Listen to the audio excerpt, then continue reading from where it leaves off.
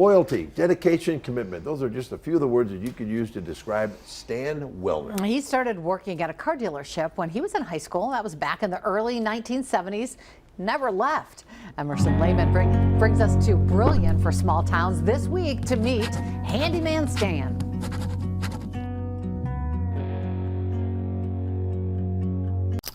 We're 111 years old as a dealership.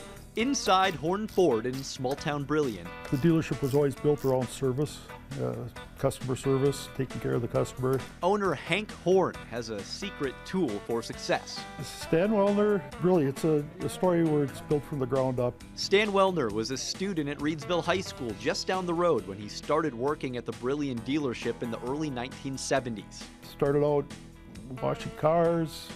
At the time, back then, we also sold farm implements. 53 years later, he's a master certified mechanic. Co-owner Paul Ratzak referring to him as an invaluable part of the Horn Ford family. He just has that knack of working on anything, you know, and all those years of experience, just awesome, you know. He really does a great job.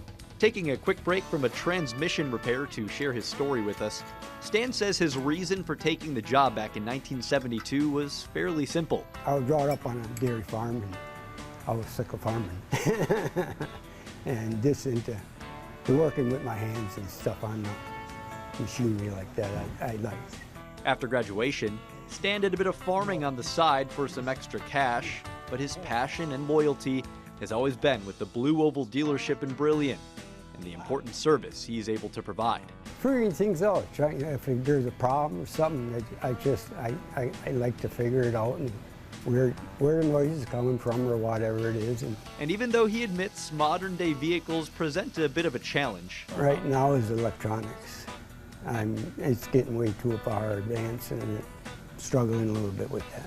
He still finds great pride and joy in the greasy work. It gives me appreciation when I go home and I help fix something. Try to do the best job you can, in reasonable time.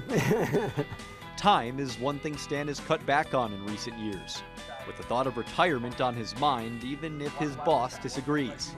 He's cut back a little bit. He's down to 3 days a week, but we won't let him retire. I'm glad I stayed here. This was a good place for me to work. I feel at home.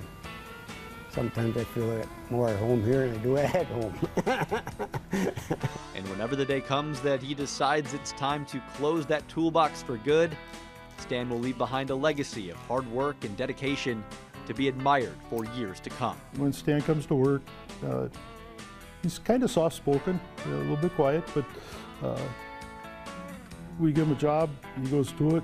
Reporting in Brillion. Doesn't, you know, he's not on his cell phone like younger kids nowadays, and when he gets a job, he works on it till it's done.